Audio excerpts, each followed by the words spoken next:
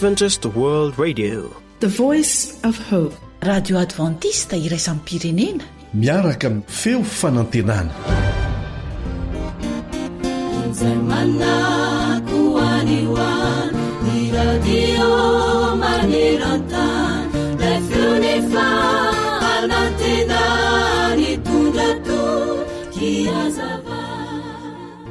volana janoary tamin'izay tany ampitan-dranomasina tany na mirifiry tokoa ny ririnina ka voasarona ranomandry ny tapon'ny dobo tao amin'ity fianakaviana anankiray no nisy amin'ny Bily zaza lahatelo 20 taona dia hoy izy hoe neny io azoko ampiasaina amin'izay zao ny kapan-dranomandry ny vidian'ny dada ho ahy dia hoy reniny hoe tsaratsara kokoa naka miandry ny dada aloha ianao mba hitsapan'ny ranomandry lalina mantsy io dobo io fa tsy araka ny fijerena azy sady tsy mahafinaritra ny tsy mahasalama mandro amin'io rano misy ranomandry io.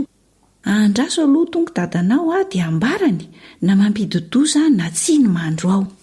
Ela ho an'ny Bily nefa izany satria efa ora maromaro izay ny andrasany andrainy.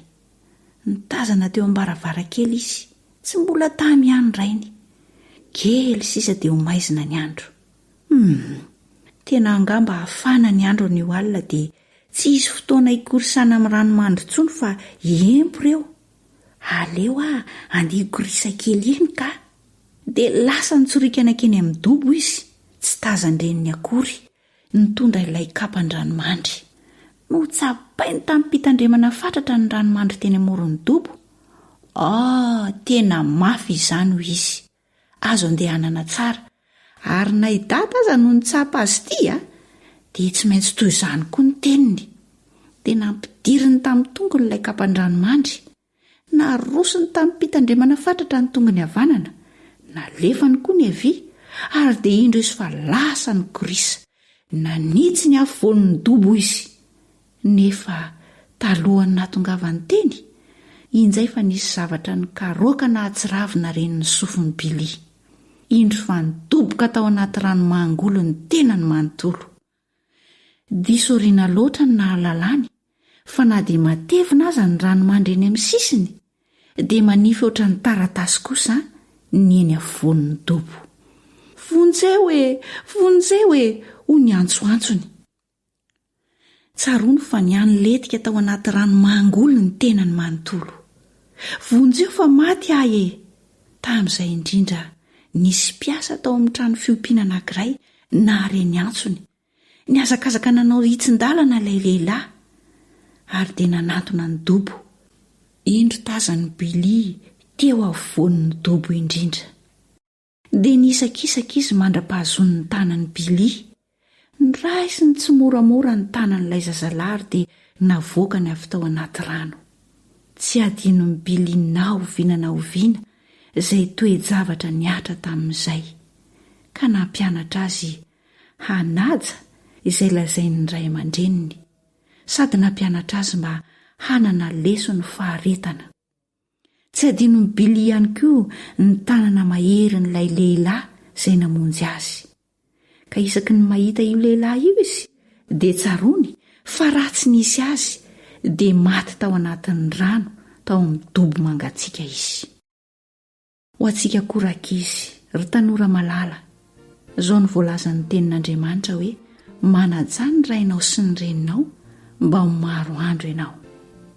Ankoatr'izay, raha mahatsiaro sika fa raha mahatsiaro sika fa nanao adosoana dia aza mijanona eo fa avelao Jesosy hamonjy antsika dia hanafaka antsika amin'izany toetra ratsintsika izany, arak'izay voalazan'ny soratra masina hoe koa amin'izany dia mahavonjy tokoa izay manantona an'Andriamanitra amin'ny alalan'i Jesosy.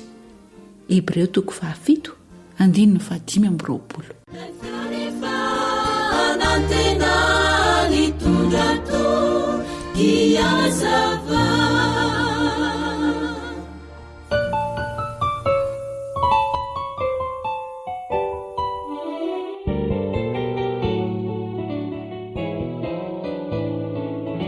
Zaza tsy diray aman-dreny mitera mahita izany no fomba sy fiteny ho any andro izay sisa amin'ny andro izay sisa zahirana sy miady mafy antaona ny maro no ny afy na marariana na salama toiza ireo ray sy reny tsy manda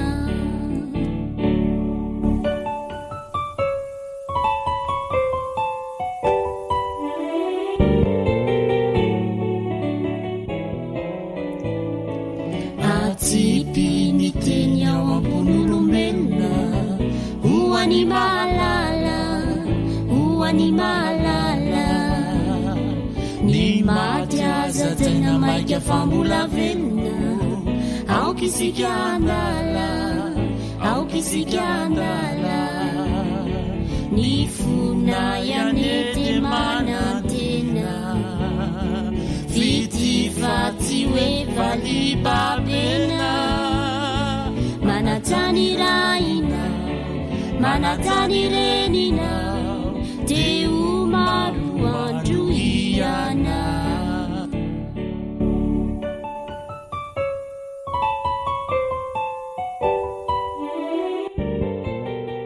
radio feo fanantenana enosy arao nianatranatromena tsy hotratry nenina tsy hotratry ny nenina ireny nolova sy arena aseho ifazafenina aseho ifazafenina io ane nolova sarobity zay tsy tianatra de biby fandalovana nety fandalovana nety andeha isiky fankaty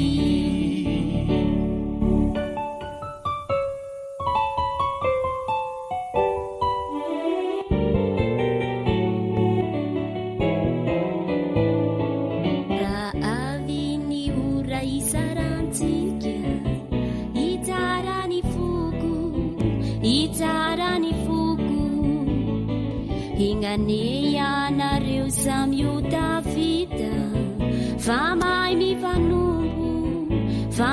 mifanombo itorami finonatrany ka iana indray andanitrany zay no afatravatra zay no afatravatra apetraka amin'ny taranako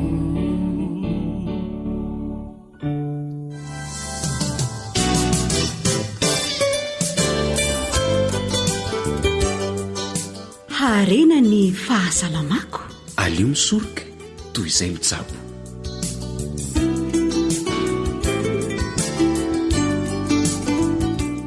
dia miarabanao tafaraka amin'ny ekipan'ny AWR atao anatin'izao fandaharana ara-pahasalamana izao mirary koa izahay raha mirary mba ho salama so ambinina ny enao sy ny ankonanao ary antenaina mba hanivozanao soa ny fiainona ny onjam-peo koa dia menofinahitra tompoko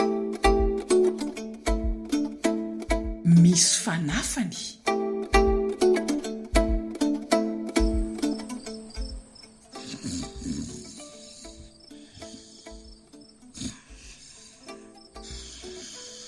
ory finna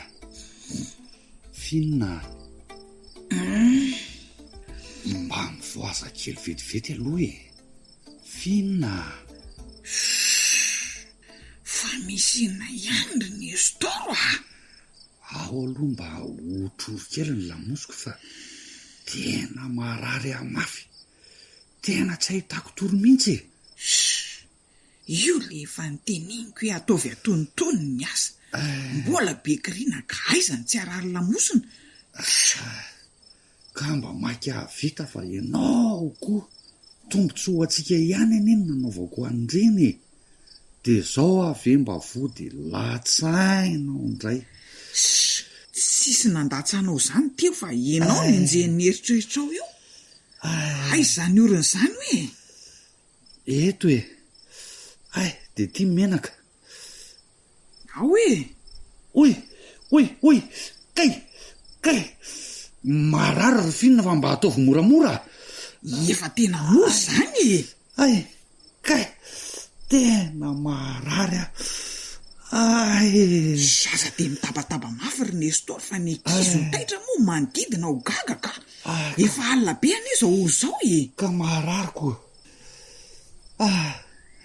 tena marary mariny fa inona ary ny mahazo eo ny tena marary ay eto ve eo ay zara raha mikasika zany mbola tsy manotra akory so de mba zavatra hafa kosa manjoanao ry Nestor fa tsy avy zanana na ozatra ny vokona ka inona koatr'izay arany mahazo eo ay oka kely aloha fa poritra be zany ka fa impiry mivoaka koa ty Nestor ty ka poritra te pipia nefa zara raha misy lasa na tsy mahalatsaka mihitsy ka inona ary nanomboko viny zany ry Nestor maly angambiny rangaha tia andany ianao makany amin'ny dokotera fa misy zavatra tsy mety ao aminao ka na rainy eto ary ny andro tsy ampiovanininy ty otra ataoko ty tena mariny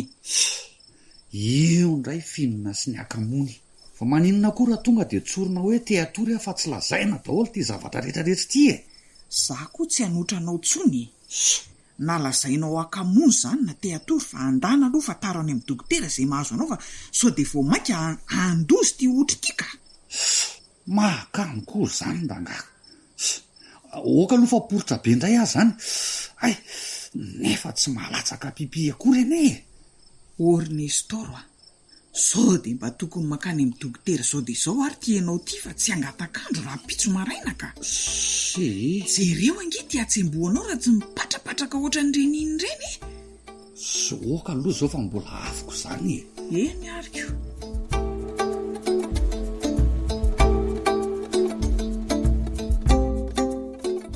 tena tsy napoziko indray hoe marary ny prostate zany ary finina za koa ary mba tsy nanapoko tena le hoe misy vato ny voanao mba azo eritreretina ihany fa le prostate tena tsy tao an-tsaiko tena lasa ohatra ny osa ary finina mieritreritra ny tia mahazo atika amboary ny saina fa mety ahazo ny lehilahy rehetra amin'ny taonanao io dokotera ary ao tsara fotsiny toromarika rehetra sady tsy mbola lasa lavitra fa voamendo zay lazaina fa mahasoa de ataoko daholo zao zay mihitsy ny mety sady mafy amingely aretina prostate fa zany hoe lehilahy moa ny tena de tsy maintsy mijoroko tsy mafy noho ny zavatra afy zany ry Nestor marariko sady mbola misy fanafany fa inona koa ary ty lehilahy mitaraindrainy ty ka marariko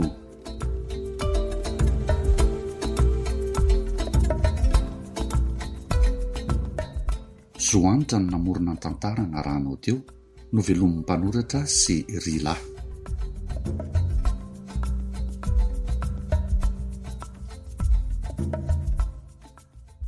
Aretina mety ahazo ny lehilahy manomboka eo amin'ny 15 taonany tokoa ny fifotosan'ny prostate. Manana torohevitra mahasoa an'izany dokotera Pamplona dia ny fihinanana voatabia na tomaty araka ny fandinihana dia manampy amin'ny fampihenana ny fifotosan'ny prostate ny voatabia na ny tomaty. Noho izany tena mahatsara tokoa ny fihinanana azy raha sanatria ka tratran'izany ianao. Ity koa misy ranom-boankazo marihitra tena mety atoro anao. Araka ny fandresahana teo dia mety be amin'ny fifotosan'ny prostate ny voatabia na ny tomaty. Noho izany dia tena mahatsara tokoa ny fihinanana azy raha sanatria ka tratran'izany ianao. Ity ihany koa misy ranom-boankazo natoron'ny dokotera, ranom-boankazo marihitra tena mety. Satria moa anisan'ny zavatra tena ilaina mahasoa ny prostate ny voatabia na ny tomaty dia izy zany ny singa voalohany tena manan-danja amin'ity ranom-boankazo marihitra ity.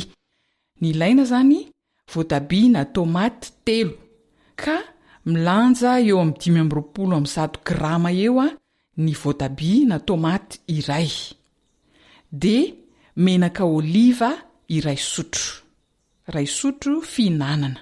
Afaka soloina menaka avy amin'ny zava-maniry hafa ihany ny menaka oliva, kanefa ny tena tsara indrindra raha misy de io menaka oliva io.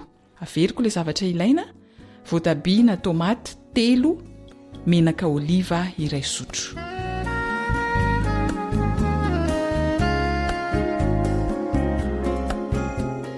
Ahoana fomba fikarakarana azy? Avadika ho ranony ny voatabia na ny tomaty. Raha mbola hita mivaingana ny odiny sy ny voniny dia tsara raha tatavanina mba tena ho rano marihitra no azo. Rehefa vita izay dia asiana n'ilay menaka oliva iray sotro. Ny anton'ilay menaka oliva iray sotro dia anamora fandraisan'ny vatana ny zava-mahasoa amin'ilay tomaty, ny anton'ilay menaka oliva.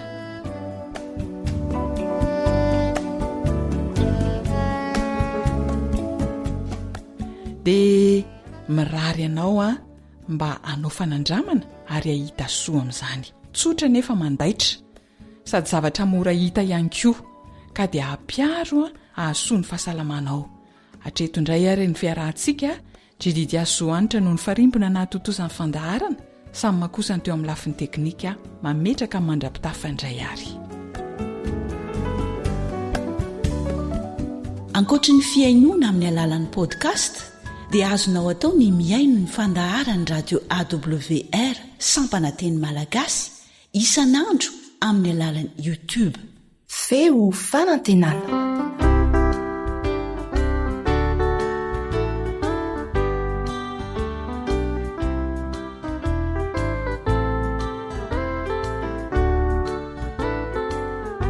Dark en semaine.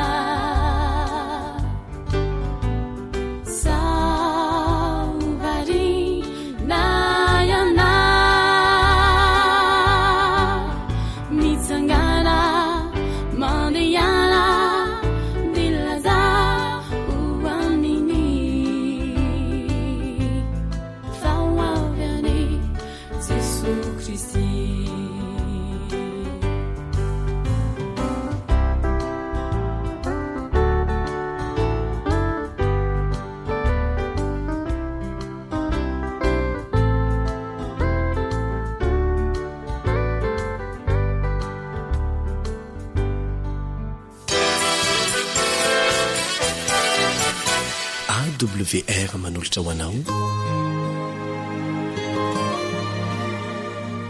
ilay feo fanantenana.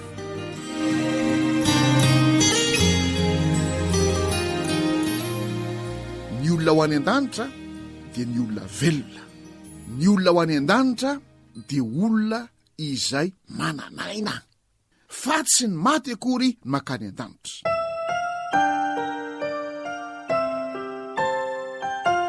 Hevitra avy amin'ny Satana, fanangolena avy amin'ny Satana, fitaka avy amin'ny Satana ny hoe tsy ho fatsy akory ianareo, hitovy amin'Andriamanitra ianareo, ka mahatonga ny fampianarana hoe ny fanahy mivezivezy eny rehetra eny rehefa maty, ny fanahy miakatra any an-danitra rehefa maty, ny fanahy ny olona dia tsy maty fa mbola mahavita zavatra. Hevitra avy amin'ny Satana izany. Io ny fototry ny spiritisme, io ny fototry ny filalaovanangatra. Ary aproborobony Satana, aproborobony Satana, aproborobony Satana, indrindra amin'izao andro farany izao izany. Hoentiny manao fahagagana maro samihafa. Tesonana 2:2 dia izao ny tenin'ny soratra masina izay mampieritreritra sy mampitandrina antsika.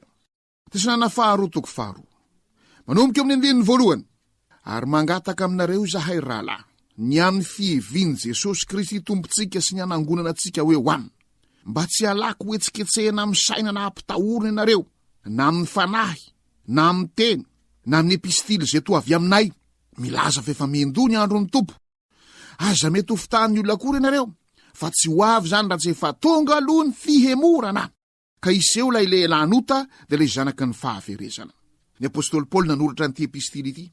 Dia efa be dabe ny fanetsiketsehana, be dabe ny fitaomana, be dabe ny fandroboana hoe efa tonga Jesosy e! Efa eto amin'ity tany misy antsika ity Jesosy e! Moa ve isika efa nifanena taminy e! Dia hozy ny apôstôly Paoly, mangataka aminareo aho, aoka tsy halako hoetsiketsehana ny saina ka hampitahorina ianareo ny amin'ny izany toe-javatra izany. Fa tsy ho tonga akory zany raha tsy iseho aloha ilay lehilahnota. Dia hoana ny fisehon'ilay lehilahnota amin'ny 5 amin'ny Tesonana 2:2. Ilay manohitra, manohitra, ka manandra-tena ho ambony no izay rehetra atao hoe Andriamanitra, na izay ivavahana ka dia mipetraka eo amin'ny tempolin'Andriamanitra izy ka manao ny tenany ho Andriamanitra. Ahoana zany ny mampiavaka n'ilay lehilahnota? Manohitra an'Andriamanitra, manandra-tena ho ambony no izay rehetra atao hoe Andriamanitra izy zany. Izy zany miseho ho Andriamanitra, manandratra ny tenany ho amin'izany toeran'Andriamanitra izany izy. Movele nivakitsika reny Genesis 3 tsy tanteraka eto hoe hitovy amin'Andriamanitra ianareo.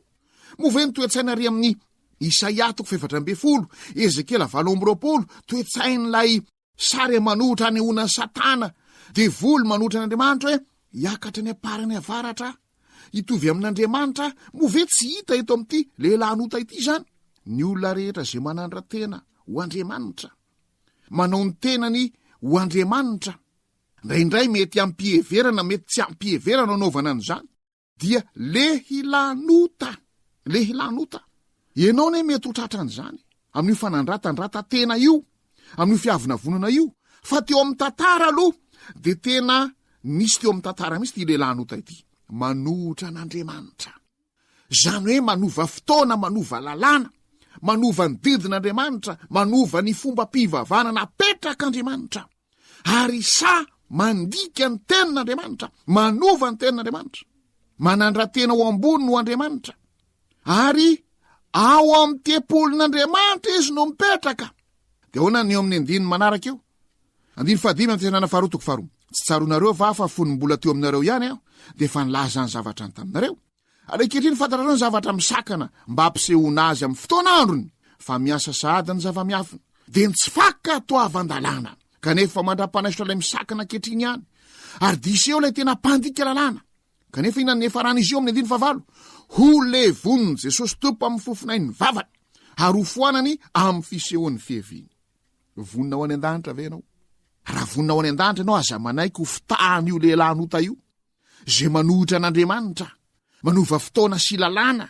Aza manaiky an'io ho lehilahnota io zay manandra-tena ho ambony ho Andriamanitra, kanefa dia mipetraka ao amin'ny tempolin'Andriamanitra, satria ho levon'ny Jesosy tompo amin'ny fofonay ny vavany izy io, ho levon'ny Jesosy tompo amin'ny fiheviany fandrona eo amin'ny raolanitra izy io.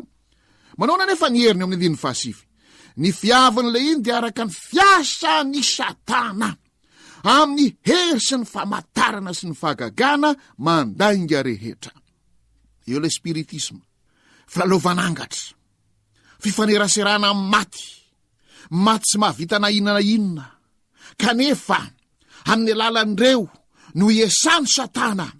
Ary ity lehilahy nota ity de tena anisan'ny latsaka lalina ao anatin'izany. De mahavita inona izy?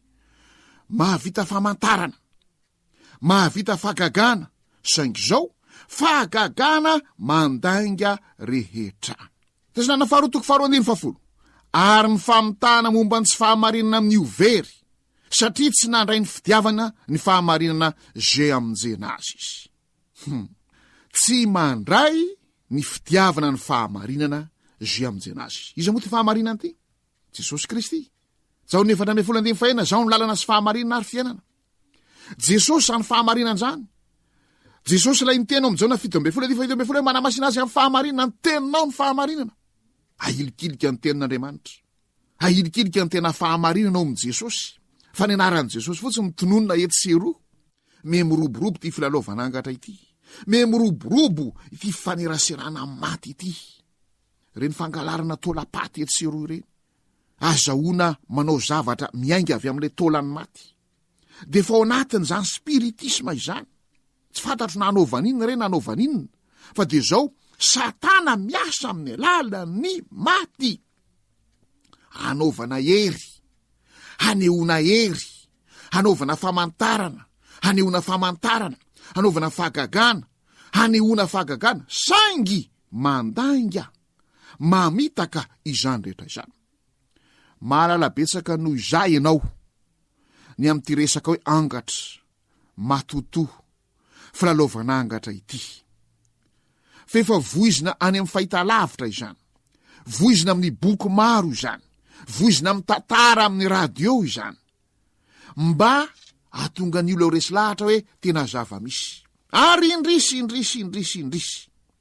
Fa na ny mpitondra fivavahana aza de roboka ao anatin'izany, mba azahoana laza, mba azahoana vahoaka, mba azahoana vola, mba azahoana arena, mba azahoana fafinaretana eto amin'ity izao tontolo zao ity.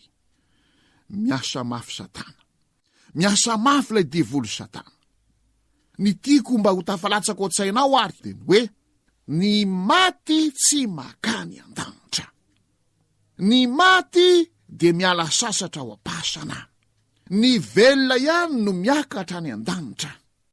Ka raha vonina ho any an-danitra isika de tsy maintsy tafaletika tsara ao an-tsaintsika izay. Faharoa, raha miroborobo ny famantarana, ny fahagagana, ny zava-matalanjona, ny fanehoana hery maro samihafa etseroa am'izao fotoana izao, de tsarovy fa Satana miditra ao anatin'ireny maty ireny, maka ny endriky ny avantsika efa maty ireny. Satana izay manararaotra ny zava-misy amin'ny finoana tafalatsaka lalina, izay ny fandovana sy ny kolokolo-tsaina izay efa raiky tapisako amintsika, no maneho ny heriny indrindra am'izao andro farany izao. Ka za manaiky ho voafitaka am'izay fahagagana, am'izay famantarana, amin'izay zava-matalanjona zay mety hanona ny anaran'i Jesosy. Tsarovy le nivakitsika tary amin'ny Tesanana 2:2 fa mipetraka ao amin'ny tempolon'Andriamanitra, manao azy ho Andriamanitra mihitsy lay lehilahnota, kanefa amin'ny herin'ny Satana, amin'ny fahefan'ny Satana, nanaovan'ny famantarana, fahagagana, zava-matalanjona. Ny fivavahana no entina ho sarotava izay anaronana ny tena fitaky Satana am'izao fotoana izao. Ary Jesosy nefa nampitandrina antsika ao Matteo 4:20. Tandremo Izy Kristy sandoka, mpaminany sandoka, nampitandrina misy fa ny olom-boafity aza ho voafitany. No ny fahasarotam-piainana. Betabe ny aretina angamba. Betabe angamba ny zavatra ilana vola. Maimaiky azo laza sy voninahitra. De roboka makany amin'ireny izay manao sarotava, ny fivavahana atao sarotava, kanefa ino fa ny afetsen'ilay lehilahnota, ny afetsen'ny devoly ny ao ambadika rehetra ao. Tandremin'ny Kristy sandoka, tandremin'ny mpaminany sandoka, tandremin'ny apôstôly sandoka, tandremin'ny mpampianatra sandoka. Zay ny zavatra faharoa zay tiako izinkizinany zavatra fahatelo toy izao ny olona velona ihany miakatra any an-danitra. Inona ny lesona tian'Andriamanitra omena amin'ny alalan'ny Enoka? Inona ny lesona tian'Andriamanitra omena amin'ny alalan'ny Mosesy? Inona ny lesona tian'Andriamanitra omena amin'ny alalan'ny Eli? Fa ireo ny velona any an-danitra amin'izao fotoana izao mba azahoako antoka fa vonina ho any an-danitra. Iary ivavaka isika.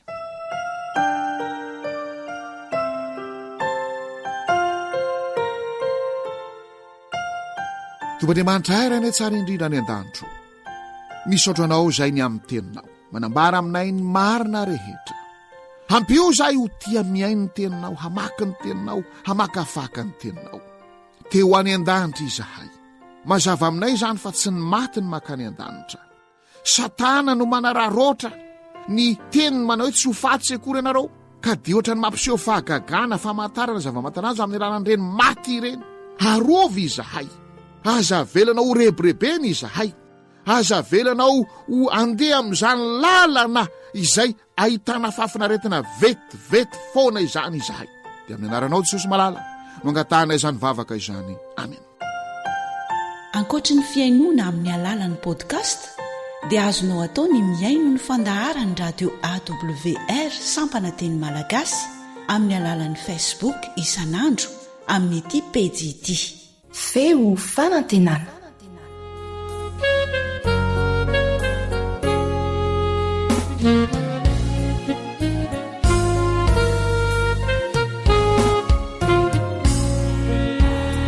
Dominique sy MR Fontsy. Zay voasoratra ihany no tsy ariviko eto izaho, ikorontana ny tany lavo izaho rehetra izaho.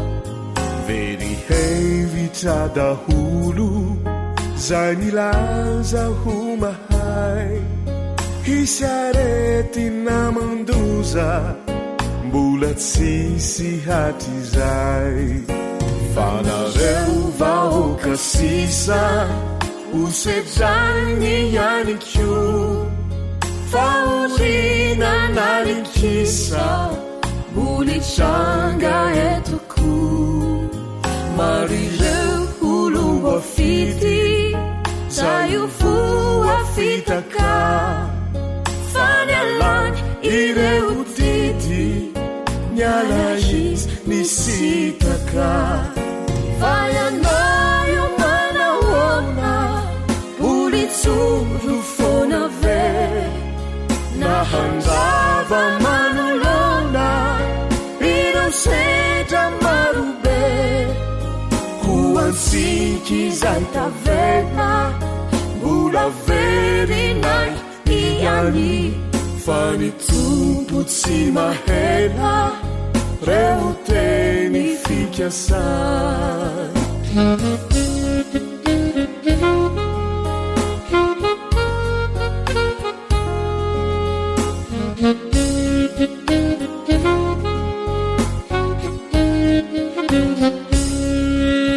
Fanareo vahoaka sisa ho sedrany ihany koa, fa orina nalikisa mbola hitranga etoko. Marireo olo afity zay ho voafitaka, fa nialany ireo dity niala izy nisitaka. Fa ianao manahoana olitsoro foana ve, nahandava manolona ireo sedra marobe.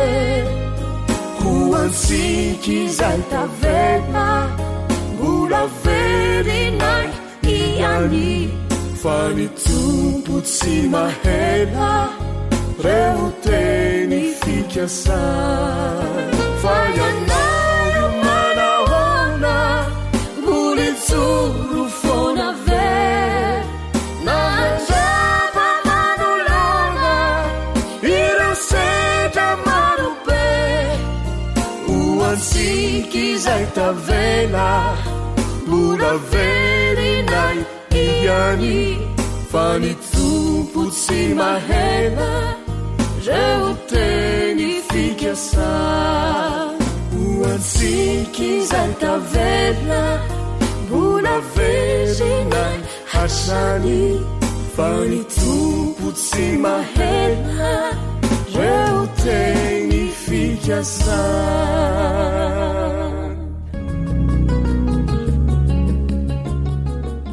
mahazo fahendrena mahazo fahalalana fianarana sy fanabazana androtany ty tanorazana fahaizana sy fahendrena olovany ty firenena darena zaro tsy mahahitra fa tsara manajery lavitra ny fianarana re azatsanina fa manomanana olombanina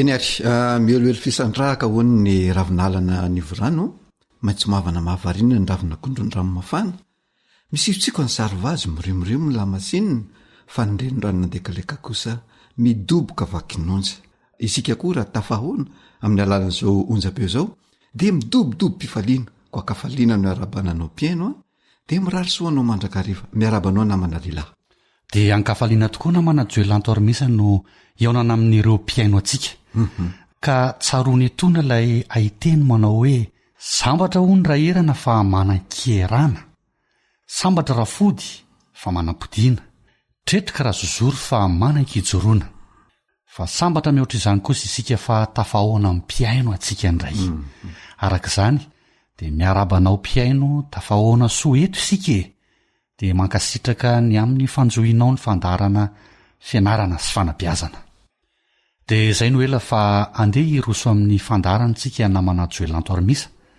nefa mialohan'izany dia andeha aloha hiara-iombom-bavaka toy ny mahazatra amin'ireo mpiaino atsika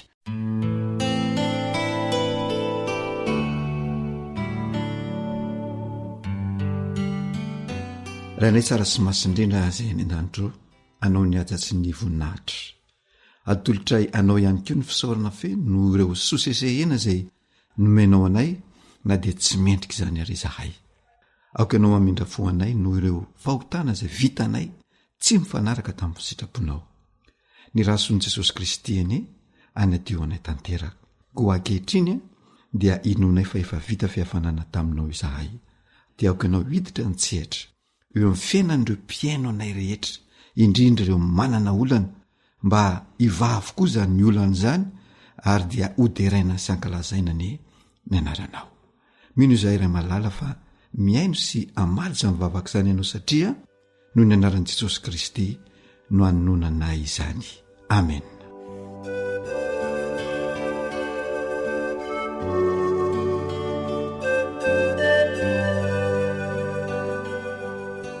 mankasitraka mandrakarivanao namana joelanto armisa ny amin'ny vavaka izay nentinao teo tena hery lehibe ho anay tokoa izany fa inona indray ary no masaka azontsika atolotra ho an'ireo mpiaino anio namana joelanto armisa eny ary aniosika dia iresaka ilay didy 12 ray aman-dreny sy ny mpanabe dia ny didy fahafito no resantsika amin'izany namana rilahy ilay manao hoe aza terena anaiky anjambany eo eo ny baikinao a ny zaza aza terena anaiky anjambany eo no eo ny baikonao ny zaza dia hono any namana joelanto armisa ahoana indray izany hoe tsy manery ny zaza hanaiky anjambany eo no eo ny baiko ny ray aman-dreny na ny mpanabe izany a ny zaza ia mialohan'ny amaliko izay fantaniana napetraka ao izay namana rilahy dia tiako mandrakariva aloha ny miverina ny amin'ny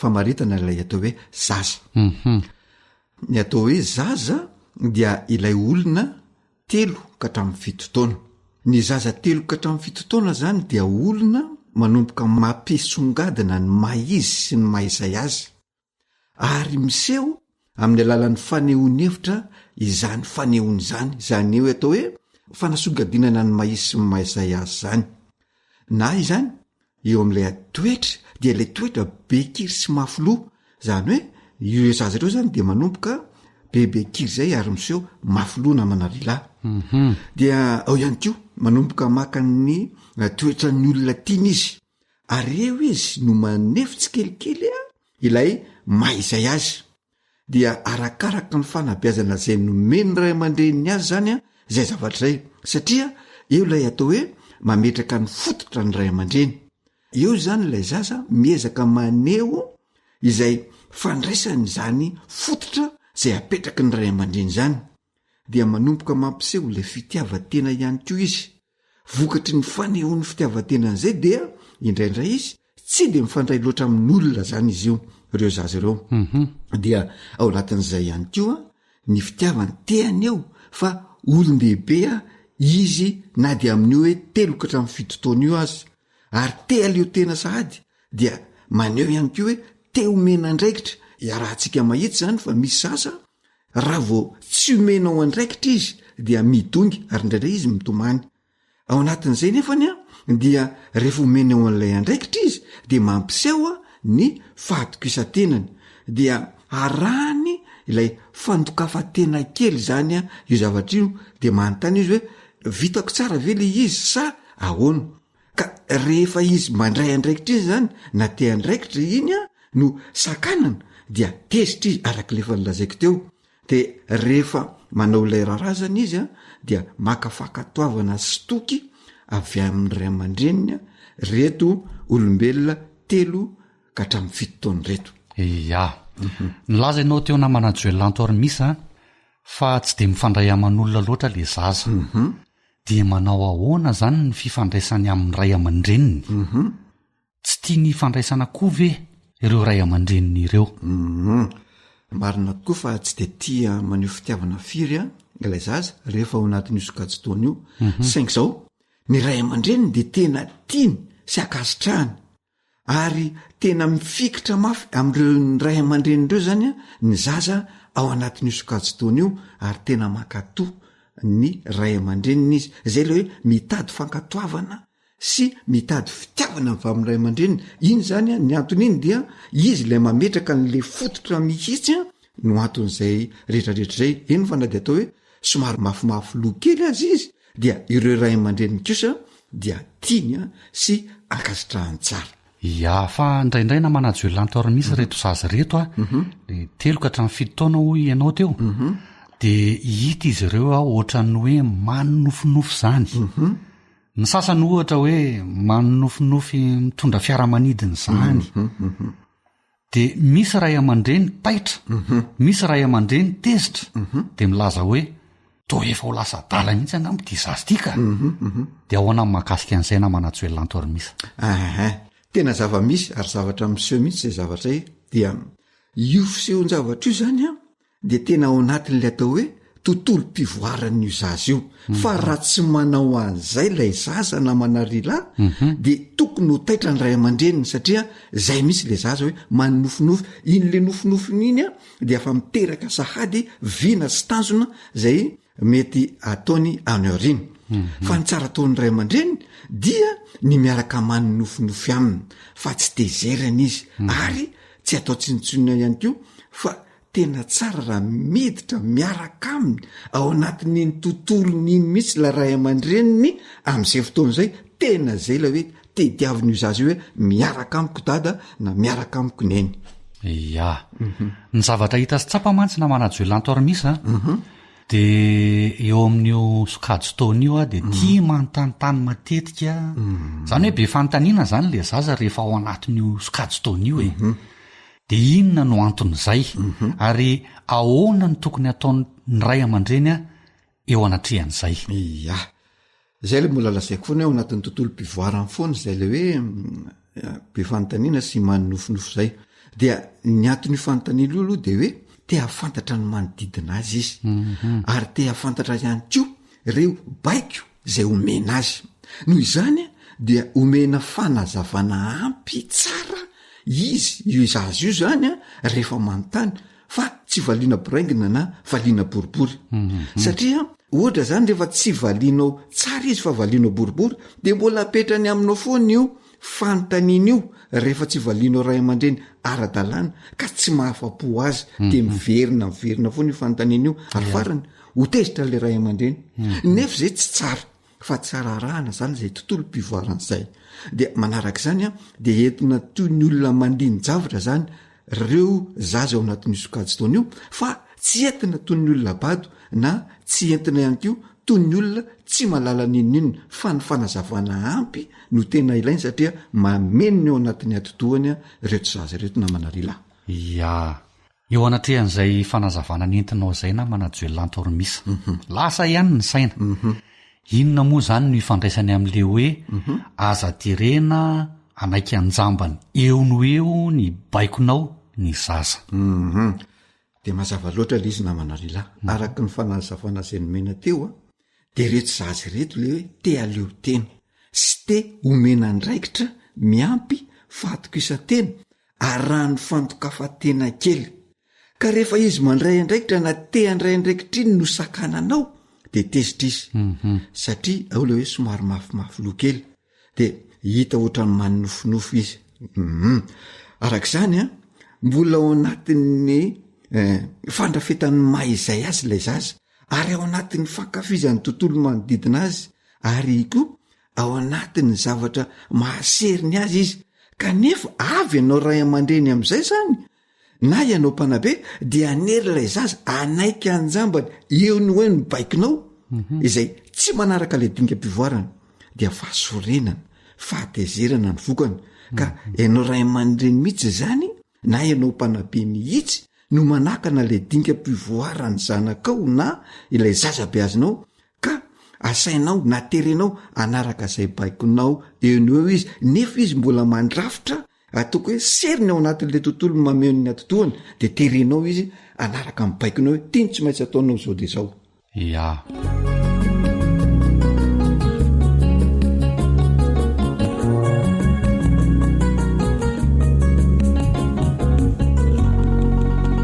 de inona zany na manajoelantormisa no tsara ataon'ny ray aman-dreny na ataon'ny mpanabe eo anatrehan'izay a seho izay tsotra ny sosokevitra zay atolotra ny ray aman-dreny a sy ny mpanabe namana rila satria mbola zazy olona eo anoloana io telo ka hatramin'ny fito taona de aoka ho tsapanao ray aman-dreny sy ho ajainao hidinga-pivoarana io araka le fanolazaintsika teo aloha ny adidinao ray aman-dreny izay manorina n'ilay fototra eo amin'ny zanakao a de aoko ho tanterahanao atsakany sy andavany de ilay fanabeazana amin'ny fototra amin'ny serasera ka hatonga ny zanakao anana ilay fiheveran-tena ho tsara ho mahomby ary ho mahery ary anana n'ilay fahaizamiizy fa ialana kosa lay fihetsika miteraka ratra eo amin'ny fiainana anatiny zaza zany a toy ny fiheveran-tena ho ambany na ny fananana lanja anaty mihiba ao amin'ilay zaza izay maharitra ka miteraka fahasarotan-kenatra eo amin'ilay zaza eo ihany kio dia miteraka fihetsepo miteraka tahotra na filefirana na voatsindrina lay ataontsika hoe somi izay manala ny kisaritsara any anatin'ilay zaza zay zay analan'ilay zaza ka manala ny fatokisa-tena ny tanteraka zany hoe aoka zany ianao ray aman-dreny anaraka ny dingana araky ny mahaizay an'io zaza io ia de mankasitraka na manajoelantormisa tena fahalalana vaovao ndray no re androany de manantena ny fampiarana zay ataon'ny ray aman-dreny isika manantena ny fampiarana zay ataon'ny mpanabe mba ho tombotsoan'ilay zaza izay beazina na ny zanakao ray aman-dreny zany ka tonga azy olona ilain'ny fiarahamonina sy ny fianakaviany rehefa ny oriana de zay koa aloha no ametrahana ny mandra-piaona ho amin'ny manaraka indray raha sitrapon'ilay nahary veloma tompoko de veloma tompoko AWR téléphone 034 06 797 62.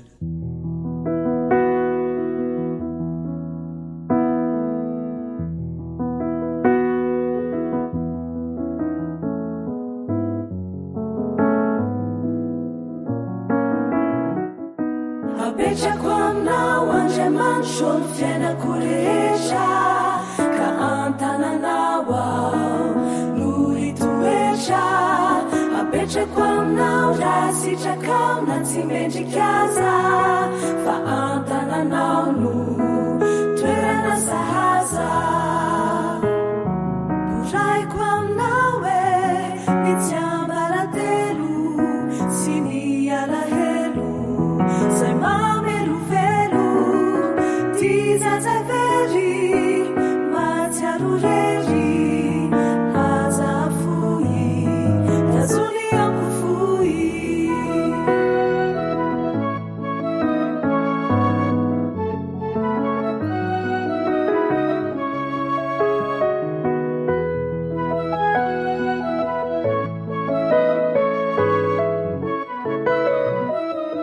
apetrako aminao andriamanitro ny fiainako rehetra ka antananao ao no hitoetra apetrako aminao raha sitrakao na tsy mendrikaza fa antananao no toerana sahaza hatrehony asa andavanandro arao ny kinasa ianao no hitandro tolory ny sandry ny fianakaviana ianao no andry ori tompotina ny zava-mitranga ny lanitra manga ny rao mitatao tia antananao ny lali ny indrindra ato ansaiko iriko irindra aminao riraiko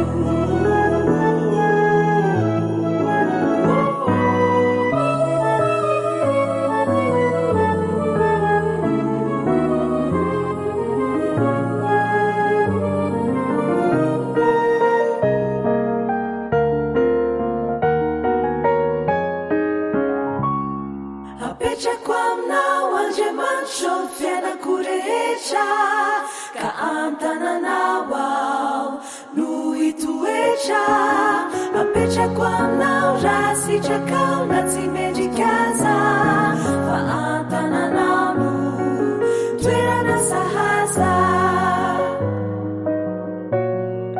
ny vatako tontolo na dia ny singiam-bolo ankiniko aminao ampelatananao aretina mamely tsy hay velively izaho handrosaina ianao tomponaina nalavana foy ny diako eto an-tany ianao no hanjoy iahy alatrany fa ho fatratra loatra ny fiainako ankoatra ny mandrakizay aminao riray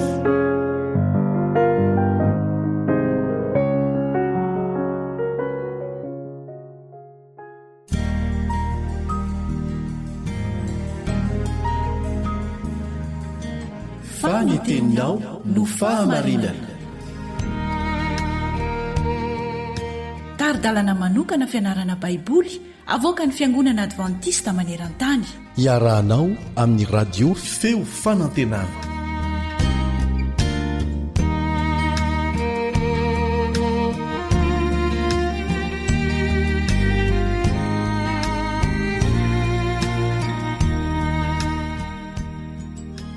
toetrano ny fandalinatsika ireo leson'ny finoana ao amin'ny bokon'ny Josoa. Dinitsika ao anatin'ny andro vitsivitsy ny lohateny manao hoe monina eo amin'ny tany. Ny lohatenin'ny fianarantsika io kosa dia manao hoe mbola mibahana ao an-tsaina. Miaraba sady manasanao anaraka izany hatramin'ny farany ny mpiara-mianatra aminao Kaleba Netsikivy.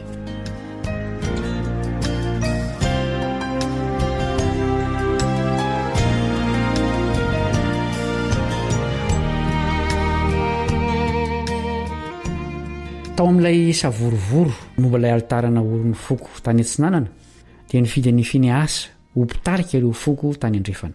Ino no anton'izany? Andeovaka itsika ny Josoa 2:20, andininy 7:12 sy 4:10 sy ny Nomerio 5:20, andininy 1 ka hatramin'ny 7. Josoa 2:20, andininy 7:12 sy 4:10. dia naniraka ny Fineasa zanaky Eleazara mpisorona ny zanak'Israely ho any amin'ny taranaky Robena sy Gada ary ny antsasaky ny firenena Manase any amin'ny tany Gileada sy loolona 10,000 koa niaraka taminy dia loolona iray isam-pirenena tamin'ny Israely rehetra samy lohan'ny fianakaviany tamin'ny rivon'ny Israely ireo. Nomeri 10:1-7. Nomeri 10:1-7. Ary nitoetra tao Sitima ny Israely dia niantomboka ny jangajanga tamin'ny zanakavavin'ny Moabity izy. Fa ireo nanasany olona hinana tamin'ny zavatra ny vonoiny hofanatitra ho an'ny Andriamanina ka ny hinana ny olona sady niankohoka tamin'ny Andriamanina. Dia niray tamin'ny Bala-peora ny Israely ka nirehitra taminy ny fahatezeran'i Jehova. Dia hoy Jehova tamin'ny Mosesy: alao ny olona rehetra ary antony tandrifin'ny masoandro eo anatrehan'i Jehova ireo nijangajanga ireo mba hitsara ny firetan'ny fahatezeran'i Jehova amin'ny Israely. Dia hoy Mosesy tamin'ny mpitsarany Israely: samy ianareo mamono ny olom-peheziny izay niray tamin'ny Bala-peora. Ary indro avy ny anankiray tamin'ny zanak'Israely nitondra vehivavy Midianita teo amin'ny rahalahiny teo imason'i Mosesy sy ny fiangonana, dia ny zanak'Israely rehetra izay nitomany teo amin'ny varavaran'ny tranon'ilay fionana.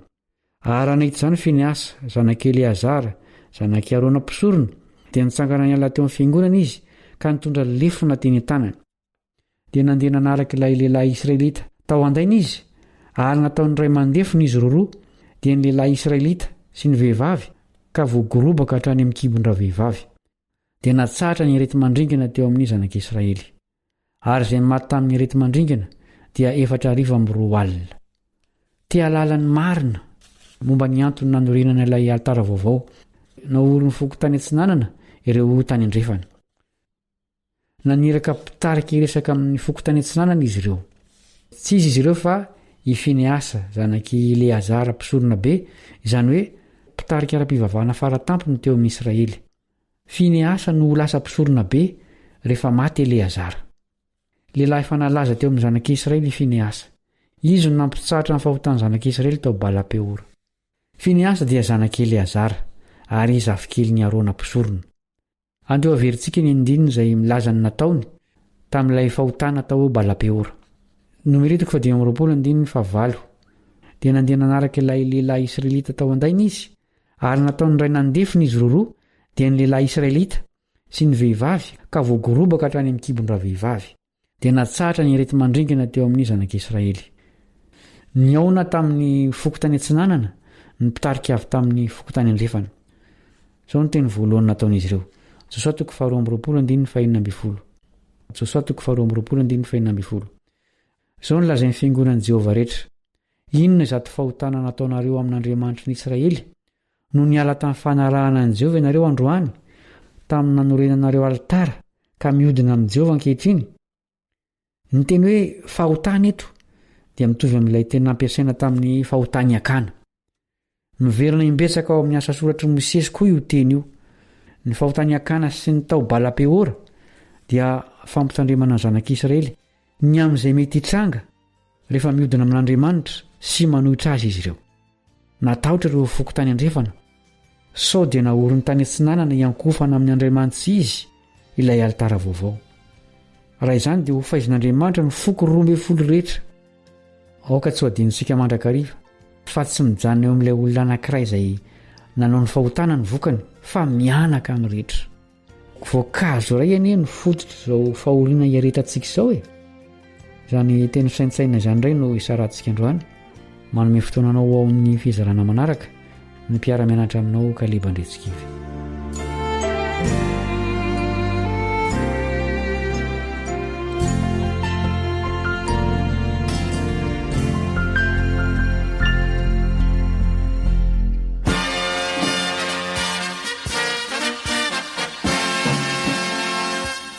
Adventist World Radio, The Voice of Hope.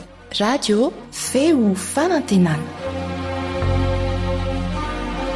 Narahanao teo ny fandaharana no vokariny ny feo fanantenana amin'ny teny malagasy izay azonao averina sy alaina maimaimpoana amin'ny alalan'ny YouTube, Facebook, feo fanantenana. Mirary 420 ora finaritra ho anao ny AWR